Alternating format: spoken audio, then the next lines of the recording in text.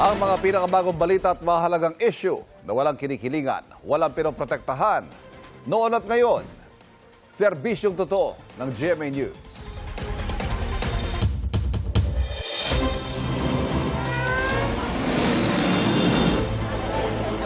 Sa ngayon po ay Pisana. na ang mga unang balita. Magtatayo ng 13 karagdagang pumping station sa loob at paligid ng Metro Manila para maibsan ang problema sa baha.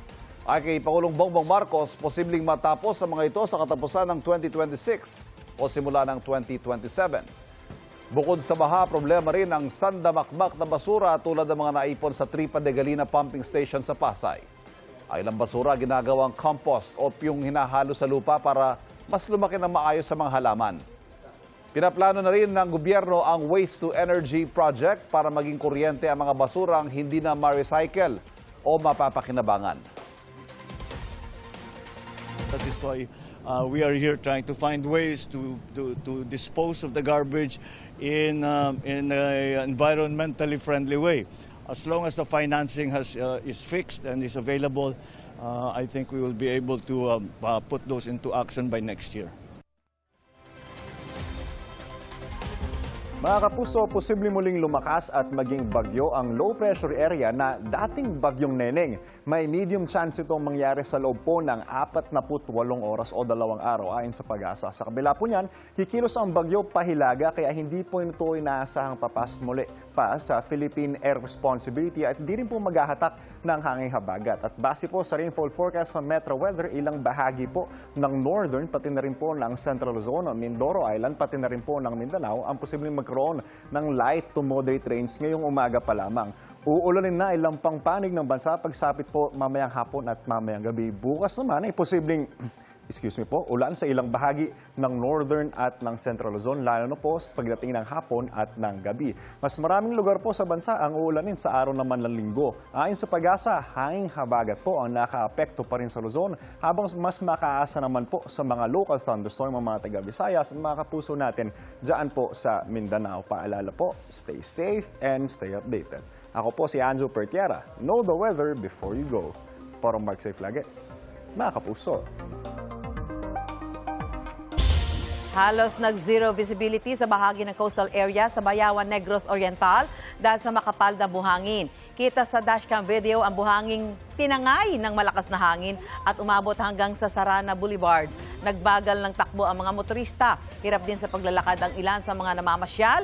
Unang inakala ng mga residente na dust storm ang kanilang naranasan. Pero ayon sa Pag-asa, sa desyerto lang nangyayari ang dust storm. Posibleng ipo-ipo na may buhangin ang dumaan sa Bayawan. Wala namang naiulat na nasaktan ayon sa City Disaster Risk and Reduction Management Office.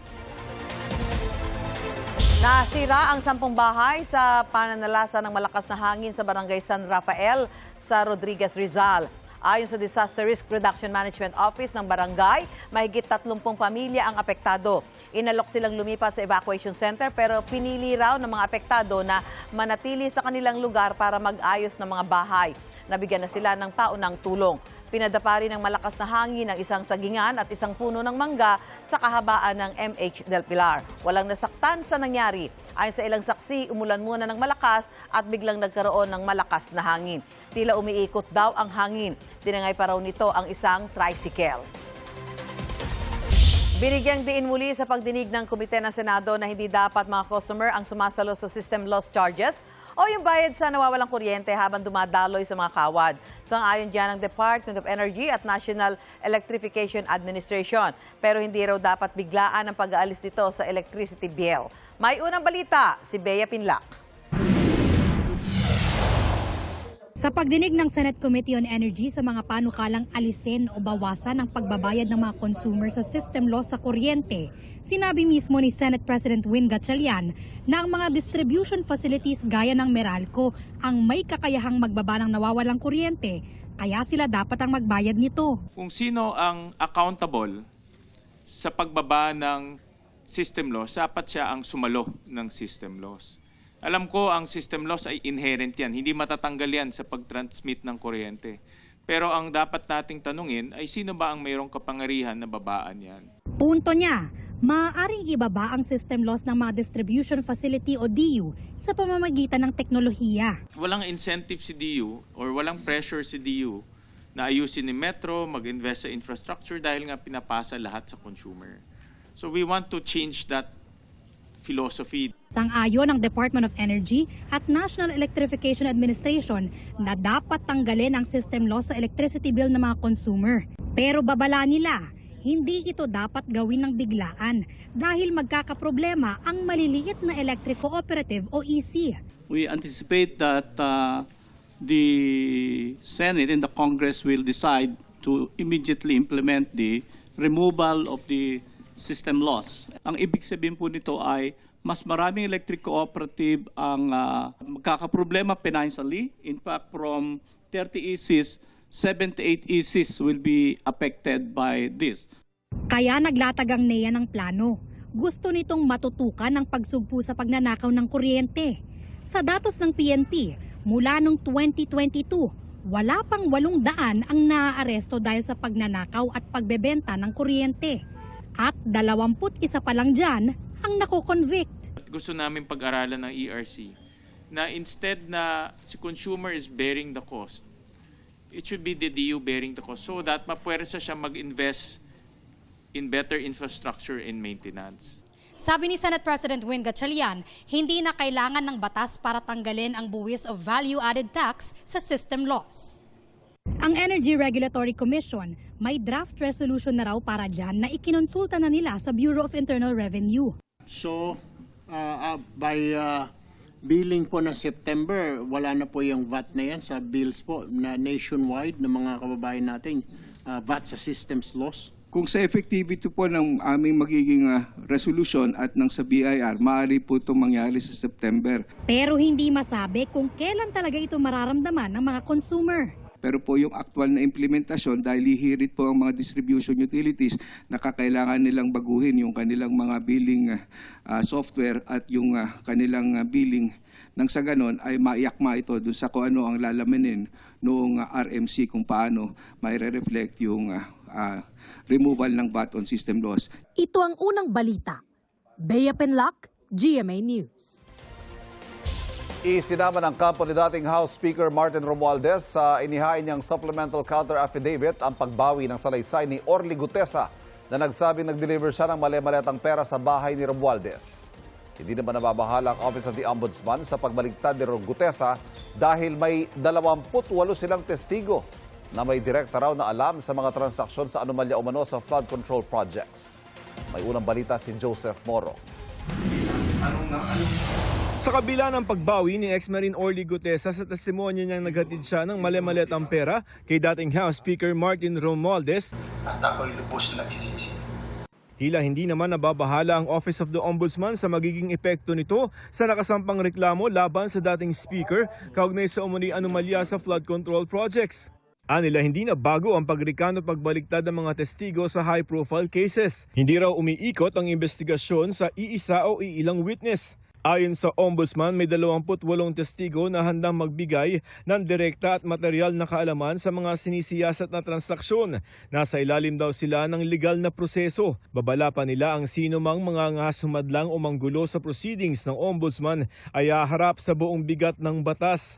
Ayon sa supplemental complaint bukod sa testimonial evidence, may hawak din daw silang documentary evidence tulad ng corporate, property documents at AMLC reports. Base sa supplemental complaint affidavit ng Ombudsman, ang testimonya ng siyam na mga dating bodyguard ang ilan sa mga ebidensya nila na napunta ang pera kay dating House Speaker Martin Romualdez. Pero 4 sa siyam na mga bodyguards na yan ang bumaliktad na. Sinabi na dati ng Ombudsman na maaaring isama na rin sa kasong plunder ang 3 naunang bumaliktad na ex-bodyguard. Wala pa silang pahayag kung gagawin din ito kay Gutesa. Sa kanyang affidavit, sinabi ni Gutesa na nadala umano siya ng 6 matatamis na salita ni na dating Congressman Mike Defensor at Senador Dante Marcoleta.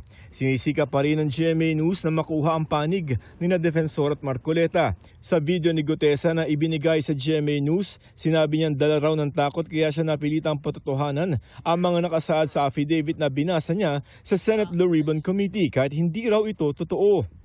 Dala ng takot at pangamba, lahat ng nakalahad sa affidavit na kanilang ginawa ay aking nasabi na nasaksihan o kahit hindi ito totoo.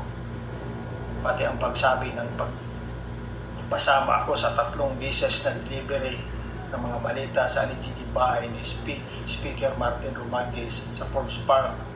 Wala akong naging direktang kontak o nakita man lang si Speaker Romualdez sa nasabing address. Naghain na ng supplemental counter affidavit si Romualdez sa Ombudsman. Kalakip ang affidavit ng pagbaligtad ni Gutesa at ang affidavit ng 25 iba pang mga security personnel ni dating Congressman Saldico para patunayang hindi totoo ang alegasyon ng mga tinaguriang Maleta Boys. Ibig sabihin ba pagka original statements na may allegations na may mga pera or pangakong sinasabi ay paniniwalaan natin, pero yung recantation or pagbawi ay hindi natin pananiniwalaan. So medyo malabo po yata yun. We are confident po na in a fair and impartial investigation, wala pong ebidensya. No? Ika nga, walang corpus delicti, sabi nga ng mga lawyers sa sitwasyong ito. Ayon sa palasyo, batid ni Pangulong Bongbong Marcos na pinsan ni Romualdez ang pagbawi ni Gutesa ng kanyang aligasyon. Sabi ni Palace Press Officer Undersecretary Claire Castro, dapat beripikahin pa rin kung totoo ang mga sinasabi ni Gutesa ngayon. Kung sino yung mastermind sa pagpapagawa ng gitong klaseng mga senaryo, sampahan ng kaso. Pero ito po ay nasa kamay na po ang Ombudsman, DOJ at ng mga ibang investigating bodies natin. Ang gusto lamang po din ng Pangulo, dapat ang kwento ay totoo. So, kailangan din po na maimbestigahan kung ano yung sinabi ni Mr. Gutesa para, na ma-verify kung lahat din ng sinabi niya ngayon after siyang mag-recant ay may katotohanan. Ito ang unang balita, Joseph Morong, GMA News.